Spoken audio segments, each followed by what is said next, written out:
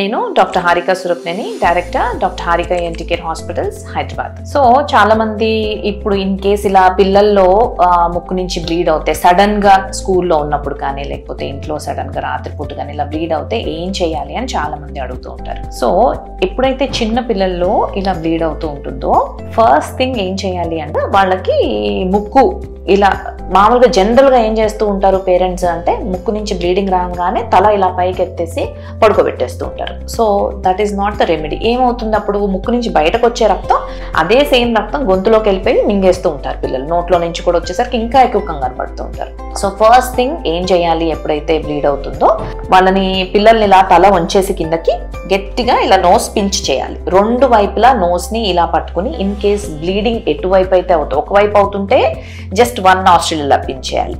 రెండు వైపులా బ్లీడింగ్ అవుతోంది, రెండు వైపుల నుంచి బ్లీడింగ్ వస్తుంది అంటే కనుక 2 నాస్ట్రిల్స్ ఇలా ప్రెస్ చేసి దాన్ని పించ్ చేయాలన్నమాట. నోస్ ఇట్లా గట్టిగా పట్టుకుంటే 30 seconds to 40 seconds లో బ్లీడింగ్ ఆగిపోతుంది. ఆ తర్వాత కొంచెం ఐస్ ప్యాక్ అనేది పెట్టాల్సి ఉంటుంది. సో ఇలా కాకుండా దానికి ప్రెషర్ ఇవ్వకుండా డైరెక్ట్ గా జస్ట్ తల పైకి లేపినట్టయితే కనుక ఆ బ్లీడింగ్ ఆగకుండా ఆ బ్లీడింగ్ ఇంకా కంటిన్యూస్ గా అయ్యి ఎక్కువ బ్లడ్ లాస్ అయ్యే అవకాశం ఉంటుంది. సో కంపల్సరీగా ప్రెషర్ పెట్టి నోస్ కంప్లీట్ గా, చాలా మంది నోస్ క్లోజ్ చేయమంటే ఇలా క్లోజ్ చేస్తూ ఉంటారు. సో కింద నుంచి కాకుండా ప్రెషర్ సైడ్ నుంచి ఇలా పెట్టి గట్టిగా ప్రెస్ చేసి ఉంచాలన్నమాట. ఒక 30 seconds to 1 minute కంటిన్యూస్ గా అలా పెట్టి ఉంచితే కనుక బ్లీడింగ్ ఆగిపోతుంది. అలానే ఇన్ కేస్ వాళ్ళకి బాగా జలుబు ఉండి ఇలా ముక్కు కారుతోంది అంటే కనుక ఫస్ట్ ఈ బ్లీడింగ్ ఆపిన తర్వాత పించ్ చేసి బ్లీడింగ్ ఆపిన తర్వాత నేసల్ డ్రాప్స్ ఉంటే నేసల్ డ్రాప్స్, లేకపోతే డ్రైనెస్ ఉన్నప్పుడు ఏదన్నా ఆయింట్మెంట్, నియోస్పరిన్ ఆయింట్మెంట్ కానీ సోఫ్రామైసిన్ ఆయింట్మెంట్ కానీ ఇలాంటి ఆయింట్మెంట్ ఏదైనా దగ్గరలో ఉంటే ఆ ఆయింట్మెంట్ జస్ట్ ఎంట్రన్స్ దగ్గర అప్లై చేయాలి.